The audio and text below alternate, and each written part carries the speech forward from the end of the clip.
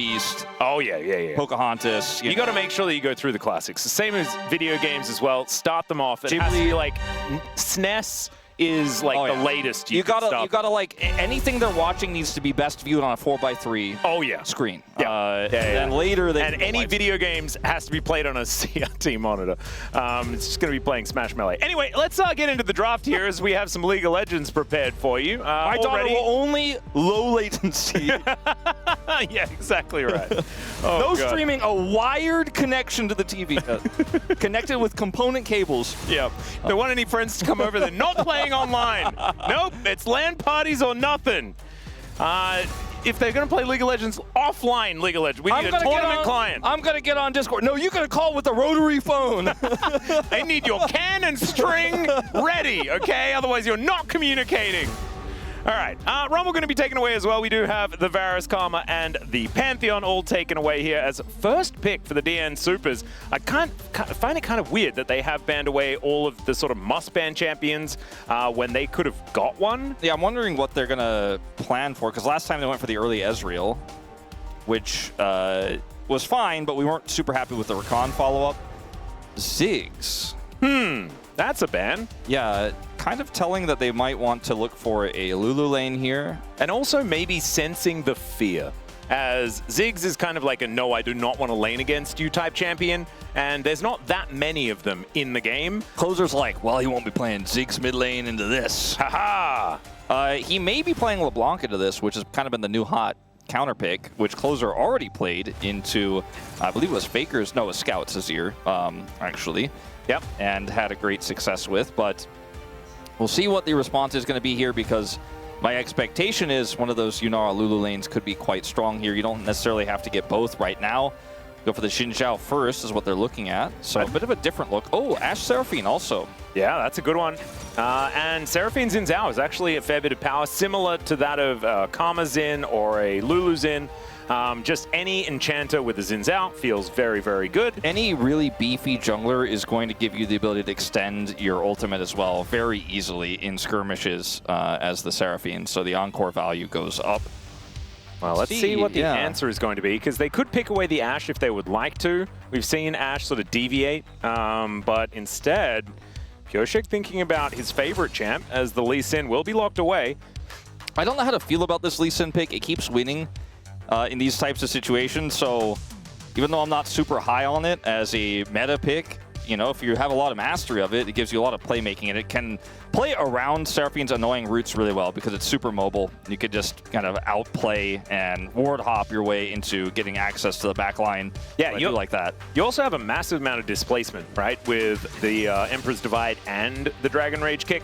So that can be a high amount of value, as the Ambassador is going to be locked in here for Dudu. No ambiguity there, as obviously Ashe Seraphine does need to be locked away now, otherwise they won't get it, and that is exactly what they're going to pick away. So now solo lane's required here for FearX, and it's a bottom lane that the DN Supers need to put together. The scariest thing, man, when you're laning into Ashe Seraphine and they can protect it with 2 bans, it's like, good luck getting a lane you want to play. They already banned Ziggs, by the way. Now they can ban away the Mel. There's no Varus here. So maybe it's like just Mel Nautilus or something, because like Nautilus is one of these picks that does want to kind of hard engage into this lane. The other thing that we've seen into Ashe Seraphine is Zeri Yuumi. You could just ban Zeri and be like, nah, I'm not playing around that. I don't want to deal with that. Yeah, and I don't want to see it either. Bard is the last range support that could have been played into this lane. I mean, unless you could play Nami, I guess. I mean, that's the only other one. Nami Corki, I guess, could be a thing. It works well with the Ambessa. They could try to set up a Lulu lane here because they have the Ambessa engage. It works well with Lee Sin. So that's something to consider.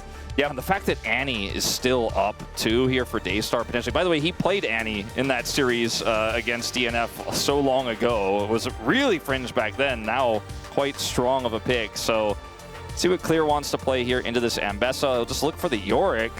Which is also really good with Seraphine. Yeah, it's kind of an interesting one. I feel like Yorick can actually teamfight a little bit better when you do have the Seraphine there. All right, Jin going to be locked in for Docdom. I'll pass. I'm feeling like we might be getting to the KT Bro series early.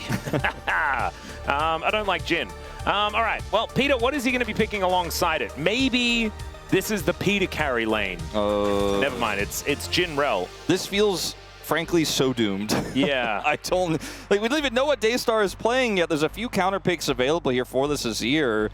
I don't think this is really an Akali draft, but Silas honestly feels pretty good here even. Like, I suppose he's just going to say, you know what, I will play Akali anyways. Yeah, I think Akali would be kind of fine. You're stepping away from a lot of the team fighting that the Ashe Seraphine can kind of provide you, but what it also provides is a lot of single target pick, and you can do a lot of damage. I have the Akali. My reservations, though, because I would have liked to see something that has a little bit more health, a little bit more frontline for this Ashe Seraphine. I mean, they have the Xin Zhao already, but they could have looked for something a little bit more aggressive. Even like a Yone pick here I would have liked more, because you're also playing Akali into Lee Sin.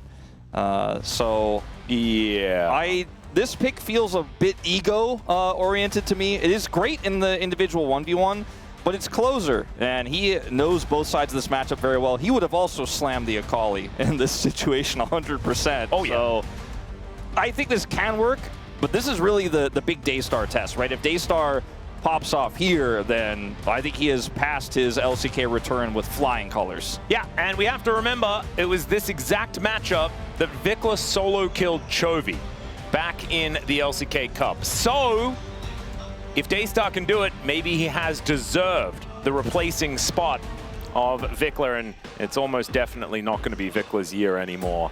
But there is a chance the DN Supers can bring us to a game number 3. I do have to remind everyone that whenever I'm here, it's at least 5 games, right? So maybe that's what's going to seal the deal here for the DN Supers.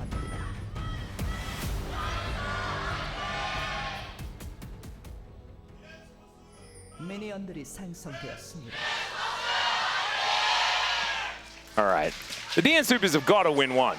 Their fans are so loud here in Chichik Park. So hopefully they can utilize that and get themselves the victory. I don't think it's going to have anything to do with whether I'm commentating or not. I don't think that really dictates much. How do we feel, you know, when I look at this matchup in the bottom lane and I see Duckdom has cleanse, I'm like, well, there's a lot to cleanse in this 2v2, you know? Yeah. But that's kind of also why I don't know if cleanse is even better. Maybe you should just barrier and stand your ground because you're not walking away. Yeah.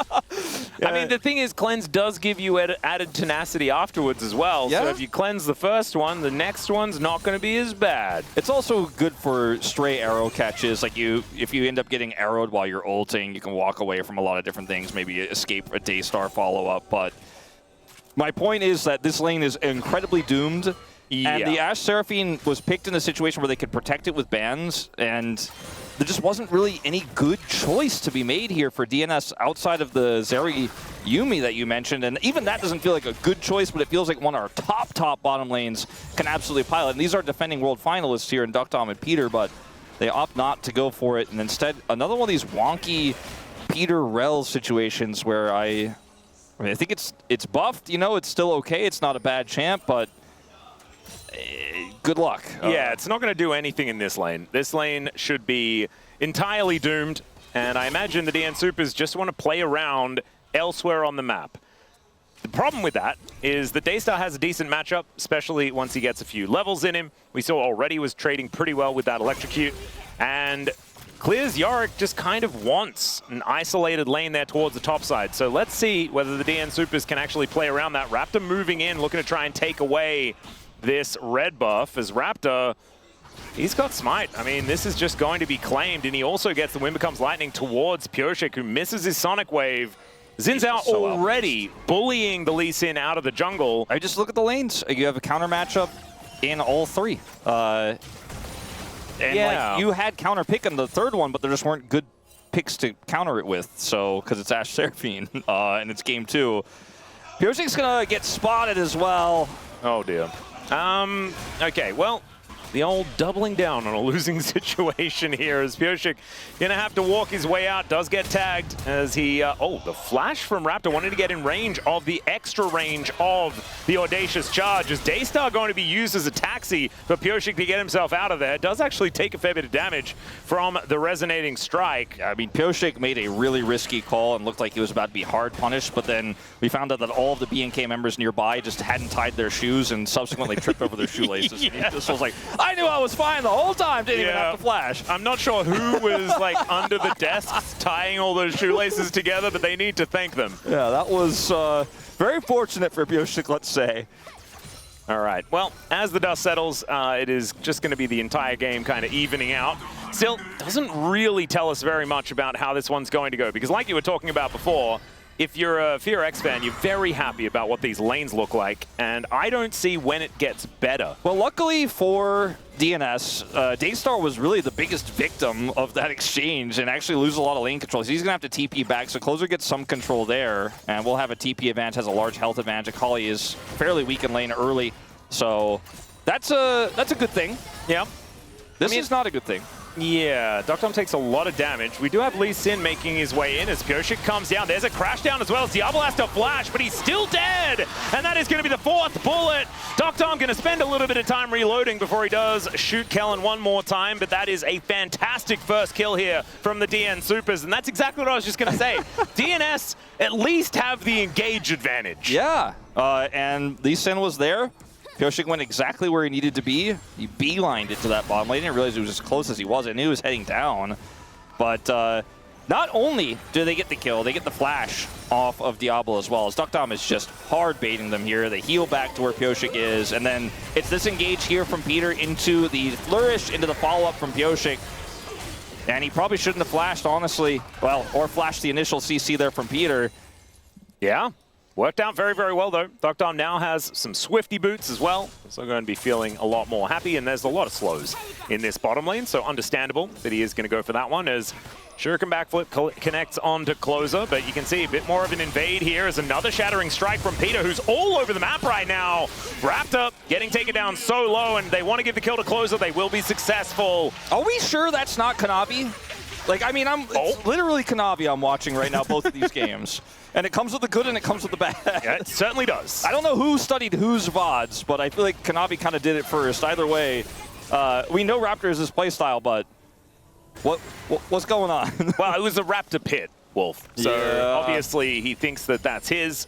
It was not. Just great roam down from Peter. Obviously this is a timing where the supports are there, but Peter gets there a little bit earlier.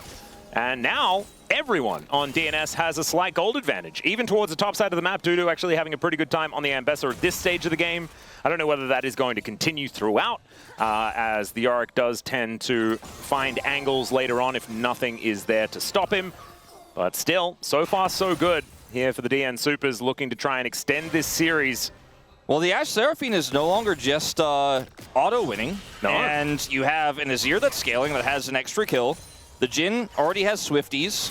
Feeling, honestly, pretty fantastic if you're DNS. With this draft, you probably went into this game feeling like, well, this is going to be tough, but maybe we can pull this off. So far, they are. Yeah, it's looking pretty good, but that's level 6 for Clear. Dudu does have a level advantage, doesn't feel like it. As Clear just going to bonk him one more time with his shovel. And the Maiden does need to leave, but it's not going to. Dudu just going to grab that 50 gold. It do be hard to save the Maiden. She does as she pleases. Yeah, I don't think he disconnected her, though, so... There's the flash forward. Okay, Ghoulies looking to try and take down Dudu, and they're not going to be able to do so. So Flash traded here in this top lane as Clear retains some control, but it is getting a little spicy. Yeah, it's... Those Ghoulies were complaining about, you know, mobility creep, but, like, let's be honest, Ghoulies, you've got some of the highest mobility of any summon out there. Yeah. Clear, I don't think could actually push this any further, especially with that whiff, but at least gets the plate, so his aggressive trade does end up coming up big. He also has a call that's sitting on half, basically, of stacks right now in his inventory, so he's going to become a big side lane threat later on, so that's good for BNK, because everything else is not looking as good as it could have and should have, I think, in this game. I mean, beyond... Like, Raptor flashing and failing to get Pyosik, Daystar taking all that damage, it felt like a domino effect. And then Pyosik was like, oh, I had a rough early game. I could not kill my jungle camps, but I got the bottom lane online. And they have so much tempo in this game now, DNS do. Despite Dudu struggling up here on the top side, he's going to get his teleport back. Let's see, though, if he gets punished before then. Yeah, Clear going to make his way out. Was being very patient in that brush. But will now just pick up this wave as it heads on through. And it is going to be a bit of a reset here for Dudu. SphereX here in this bottom lane will just be pushing another wave forward. Peter finally making his way back down to join Doctom, but you can see, I mean, I think after this wave is taken, Doctom should be even at least. Deadly Flourish going to help lock down that cannon as well as Kellen taking a fair bit of damage. The arrow connects. No cleanse to come through. Finally, he presses it as the encore comes in. As Raptor looking to punish him further. Peter, how much defense can you play here? Shattering Strike goes entirely wide. And Doctorm actually surviving for a long time. Needs the flash as now the cavalry has arrived. And the DN Supers, they will be killing Raptor. The question is, what more can they get? And the answer is nothing. It is just going to be another kill over to the Azir. If Closer had TP, this would feel even better, but he doesn't quite have it just yet, so we'll miss a wave here in the mid lane. But he picks up his second kill of the game, and this is, I think, unfortunately for the side of FearX, just not enough of an advantage game. They commit so much to this. Doctorm is also so calm, cool, and collected here, almost is able to avoid the encore, not quite able to, decides not to flash and instead cleanse that ultimate. And because he's Jhin, he's fairly durable here, so he can just hold on to his flash, ends up getting the flourish first, forces Raptor to flash, and the whole time the team is rotating over, Daystar does not have prio to stop Closer's rotation in, so the Azir shows up, and he is the one who picks up the second kill here, thanks to the turret. Yep, I have to say, shout out to Pioshik for not pressing Q again. Just allowed his Azir to pick up the kill. So now Closer, a lot of responsibility in this game. He really needs to make sure that he puts that money to work. Currently, the CS margin is not something worth talking about, but those couple of kills providing him with the largest gold lead in this game. And an Azir can absolutely take control. We just haven't necessarily seen it do so so far this season. As the DN Supers lock down this dragon, Hextech does go their way. Next one going to be an Infernal. We'll see what the Soul is going to be after that. Orcs is watching from home today, so hopefully he's paying attention so we don't get a Chemtech. Yeah, we will see about that. Yeah. As down here on the bottom side, looks like a back was stopped, but it's a split here as Peter does get his back off and is in fact going to roam up to the top side right now. And you know, this is a potential angle to punish this Yorick if they can actually set up. There's a lot of vision here, including that Scuttle Crab. So I think Clear should be able to get away with this. It's really the only thing right now happening aggressively on the map. Oh, I say it, he gets ulted. Yeah, Public Execution comes down, and now Dudu able to hold him in position here. In goes Pioshik. He can find the kick if he would like to, and doesn't even need it. Just Resonating Strike going to take down the Yorick, and Pioshik is really taking control this game. 1-0-3, 100% kill contribution so far. And this is what Elysian needs to do in the early game, but man, Pioshik, this is looking like one of his real hard carry Lee Sin games. And after what Ona did earlier on in the week, we know what this champion's capable of if you are able to get that snowball rolling. And Pioshik certainly no stranger to that in some of his games in the past. Let's see whether that can continue here to bring us to a third game. Yeah, that is the real win con here. I mean, the punish there was quite swift, and even though he had vision in the river, they were able to skirt that, and the engage range of the Ambessa is just so long that Clear thinks he's safe.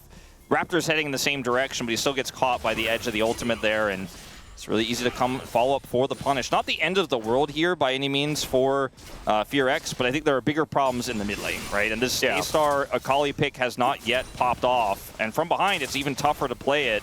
Looking to try and get a little bit of an angle here as Raptor finds the Wind Becomes Lightning, but doesn't really want to be fighting this, as in goes the Akali. Gets thrown underneath the turret, though, as Closer flashes to get himself out of the way. Pioshik is so close to dead, but Daystar unable to finish them off just yet. Great arrow, I believe, from downtown, connects onto Dudu, but unfortunately there is not quite enough follow-up here from Clear, as Deadly Flourish comes on through here. Now, DNS has a little bit of extra control, you could say, in this bottom side, without that Enchanted Crystal Arrow there for the lane.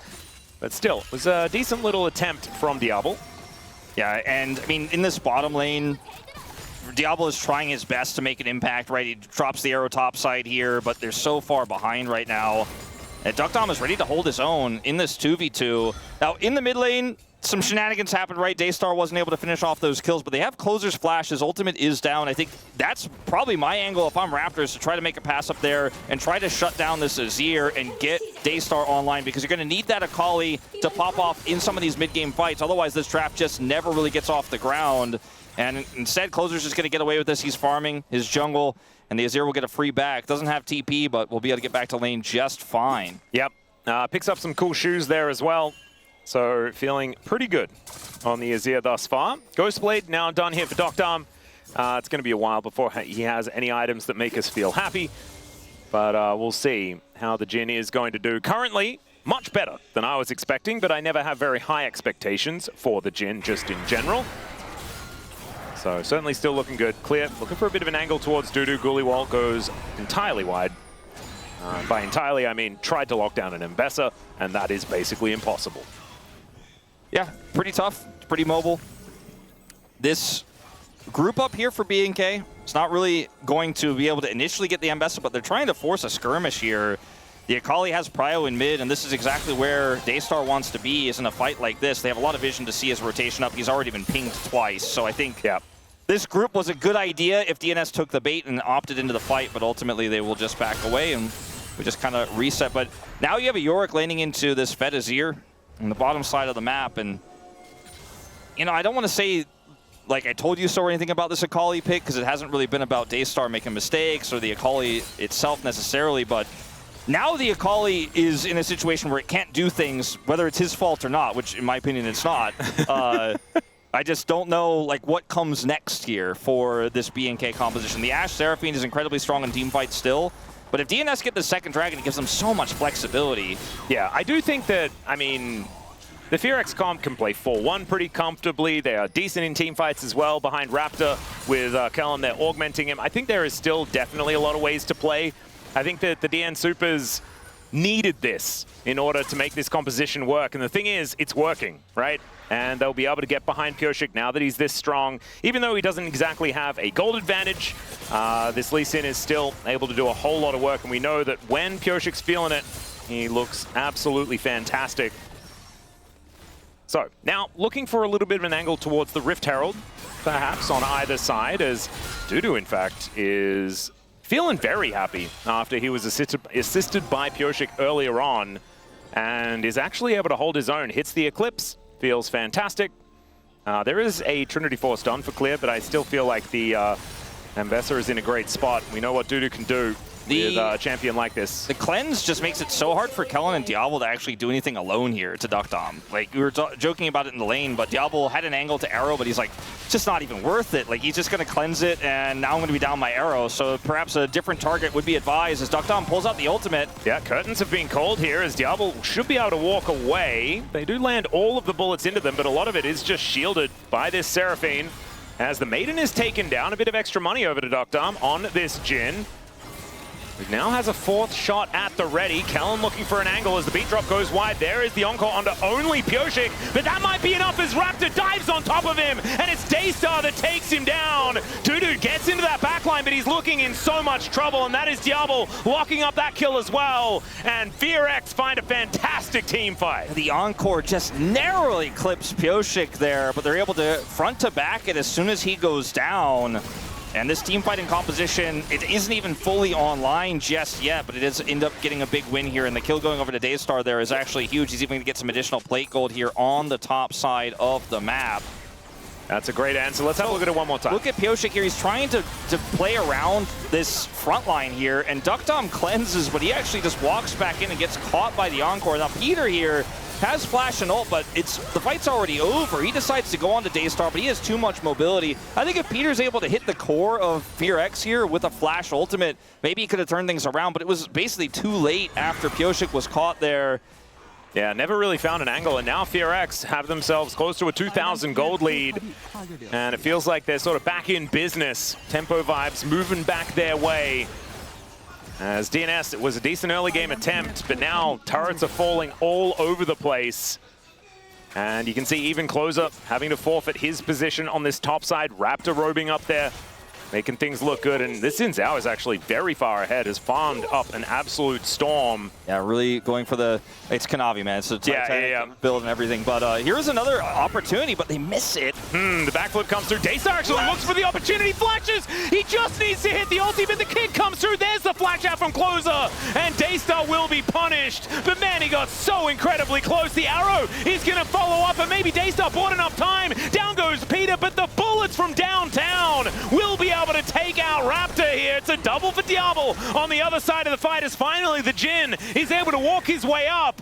But I don't think him and Pyosik will be able to do this. Kellen is there for so much added protection. Still, they're looking for an angle as the captive audience comes on through. And Diablo, you can see he really just wants to shoot arrows at them. But they are going to play it safe for now. That ended up going a lot better, I think, for the side of BFX than it could have with the aggressive play there from Daystar. And they are unable to get the turret here, so a lot of control to them on the top side of the map, but they just do not actually convert. This here is where a famous ex-LCK commentator would say either, that's Rise Group, baby, or perhaps more appropriately, that's Challengers, baby. As Daystar just goes in here, and then Raptor is like, all right, well, let's make it happen. The arrow comes through, and they keep forcing. Pyosik is able to try to turn this one back around. Closer goes in onto Diablo for some reason as well, and then Kellen's trying to block the Q. Very funky engage. Very much could have gone way worse if Daystar died a little bit faster there. Yeah, but he kind of bought enough space for that to work out. Diablo's a madman and doesn't have to use his sums and still kills Closer because Closer thinks he has the damage to kill him, but he doesn't. That was weird. But anyway, let's go back to the Dragon. It's the second Dragon of the game here, 20 minutes. That's a really long time. BNK are like, all right, let's stop doing the dumb fighting and do the objectives. That seems good. Well, let's see whether DNS are going to try and stop them. It looks like that is not going to happen because this Dragon is not lasting very long at all. So they do manage to secure that. There is vision here, so DNS do know what's going on as it's another Cloud Soul. Is it my birthday? It's a month away. No, it's a month away. No, I thought it was a May thing. Yeah. It used to be right in the middle of MSI, but now MSI's dates have changed, so I get my birthday back. It's absolutely fantastic. Fun fact, it's also Bull from Loud's birthday as well. Yeah. Formerly of the LCK. So there you go. That makes you very happy. It does. I'll let him know that it was my birthday first. True. Just to be clear. I've always wanted to tell SK Telecom Wolf that I was Wolf first as well. Yeah. Yeah. But, you know, are we sure about that? He doesn't come up if you search Wolf StarCraft, okay? As this is a Baron start, and there's just nobody on DNS anywhere near it. They had no vision here. Oh, Pyosik does spot it. So the Baron is likely going to get turned from. Never mind, the rest of BFX are turning up. They might just be going for a flip. Pyosik kind of likes it when you do that, though, so I'd be a little bit frightened. Now Clear possibly caught on the angle, but the arrow is going to connect. The encore comes in, but unfortunately Dudu gets himself out of the way. The curtains have been called. Down goes Dudu in the end as Closer looks to push Daystar away and joins the rest of his team. The Baron has reset, but Raptor's going in, looking for the angle, and it's the volley that takes down Peter. And now, without Dudu, without Peter, it should be a free Baron over to BFX. This is, let's just say it, you know? Akali, Yorick, doesn't really matter. You know, the Ashe Seraphine? Ashe Seraphine, what's doing it. Ashe Seraphine, Xin Zhao. You got a front line for this bottom duo. They will just do whatever you want. You got Prio on Baron, they'll do whatever you want. Now they're going to try to hold this as Pyosik does not have Flash, but he is Lee Sin, but I just don't think there's any way he gets access here. Yeah, Closer doesn't have ulti either. He does dash cannon and shifts some sands to try and get himself out, but they hold on to the Baron aggro. Teleport in from Dudu. They are doubling down on this one as Pyosik tries to get out, but there's a 5-point strike from Daystar. He does help grab the kill onto Closer at the same time as Dudu desperately wants to be relevant, but he misses the public execution. Peter finds his first Magnustorm, it feels like, of the game, but then immediately dies, and the DN Supers are forced back, the Baron in hand of BFX, and I think this might be their first match win of the season. It's very likely at this point, as Clear just decides to humiliate DNS at the end of that fight. Oh boy, poor Dudu. Not looking like his year in this one. He might be able to kill Clear. Okay, revenge opportunity. Oh God! He's arrowed to death! Oh, in Skyrim it doesn't do that much damage. It just goes into your knee and you're bothered by it, you know? I was just thinking of Teen Girl Squad from Homestar Runner. Arrowed! That's an old reference. But anyway, this fight is pretty tough to win, right? Because you're playing a bunch of melees here, trying to get access into Ashe Seraphine. Look at Kellen. He's like, yeah, well, I'm not afraid. You guys just keep fighting. I'll just keep, you know, speeding you up, healing you, shielding you. And then Peter has to flash away. Not going to get away. And then on the follow-up here, it's desperation at best. Like you said, they double down on it. They see the loss in their eyes, and they're like, we have to fight this. We cannot give over the Baron. And then finally, Daystar actually does have a play to make in this one, as he is able to hit the backflip here on the Pyosik and delete him. Closer has no ultimate, no peel. That's 2 dead. And I want to see this where he humiliates them. Oh. Flashes this, dodges this. Oh my lord! Gets the heals. And gets them in the fields. Oh my goodness. You can see that grin. Knows that he was kept alive by Kellen there as well. But yeah, Daystar might actually be caught out of position. Does go into his shroud momentarily, but they have a lot of damage, and Pyosik is going to be able to help lock him down. The classic Lee Sin into Akali feels pretty good, although it has been largely irrelevant throughout this game as Diablo moves back towards his mid lane and is just going to take free plates. He's got sums. He has vision. And everyone was top lane. Yeah, he's like, all right, well, that's a cool story. You killed my Akali. Yeah. And now I'm just going to take all of your jungle and pressure your inhibitor turret. That top turret survived with 1 plate. Closer's going to get... okay, well... Yeah, it doesn't manage to save that one, unfortunately. And, wow. This game was weird, but ultimately, Ashe Seraphine. Daystar dies. And look at the minimap. They're like, yeah, sorry, we wanted to help you out, but that's too many people. We're too far away. And the arrow wasn't available, actually, for Diablo. I thought he just decided not to use it there, but it was a few seconds away. And, you know, now we're looking at the 3rd dragon of the game here at 25 minutes, potentially here for BNK. And I don't think it matters all that much. No, not really. They might just forget about that one, kind of like they forgot about the 2nd one. The Ashe has IE, so watch out anyone who's in melee range. Well, there is, speaking of melee range, an arrow hitting right into that front line, but they are just going to take down this turret. You mentioned the Infinity Edge. This Ashe does a lot of damage. Doctarm, though, he's got a Serpent's Fang. So 3 items each, both of these 80 carries. It is 100% item parity, and no sarcasm here from Atlas. Is okay. FearX, can they find the angle? Decent Magnus Storm there from Peter. Connects onto a couple as the Emperor's Divide as well, doing a decent amount of work. But it's Daystar that locks down the kill, and I think these wallets have become a little too heavy as the curtains were called, and then Doctarm was like, well, I'll open them again. You guys can feel free to enter, as it's Dudu just trying to dance around and hold on to these minions as best he can. And Diablo is doing so much work here, just presses Q and rains down arrows on DNS. They are forced back to the fountain. No more Nexus turrets left alive as Dudu is doing some flashes, some fancy footwork to try and get himself out of the way, but it's Daystar that puts him down with perfect execution. And Pyosik is now dead on his fountain one more time. FearX pick up their first 2-0 of the season and their first match win. Wasn't that mechanically skillful? And then Cage Runner had a little spat. Yeah, I remember. He did press R really well at the right direction at the right time. Esports last time around. So not looking great, even though it was buffed on this patch. Peter did go into melee range of Diablo, and I told them not to do that, but he doesn't have much of a choice if he insists on playing Rel. Yeah, and this is the thing, it's back-to-back games where they've sort of said, no, it's not about winning the bottom lane, it's about having a good team fight later with some engage opportunities. And that just doesn't seem to be the way that you win the game here in 2026, sadly. And so maybe back to the drawing board there. Maybe it's going to be Life making his re-debut here one more time, as he didn't look too bad when he did come in just before, but still some problems to be solved for the DN Supers. As Daystar very happy after his first win in the LCK for 2026. Let's take a look at some of those numbers. Clear, actually, big up there. See, a lot of that's in the first 14 minutes of the game. Closer out-damaged Daystar, who had a, you know, he just couldn't get online in this game, but Diablo was the main character. Kellen set him up. Yep. And also, I mean, it's a hard game to play as Akali. You never really have massive damage numbers because you are melee and an assassin, so... And you're playing into Lee Sin, and it's just not the greatest. Yeah. But they created space for Diablo, and they managed to get some team fights down. Oh, he picks it up! Absolutely gorgeous. Only died 1 time in this game.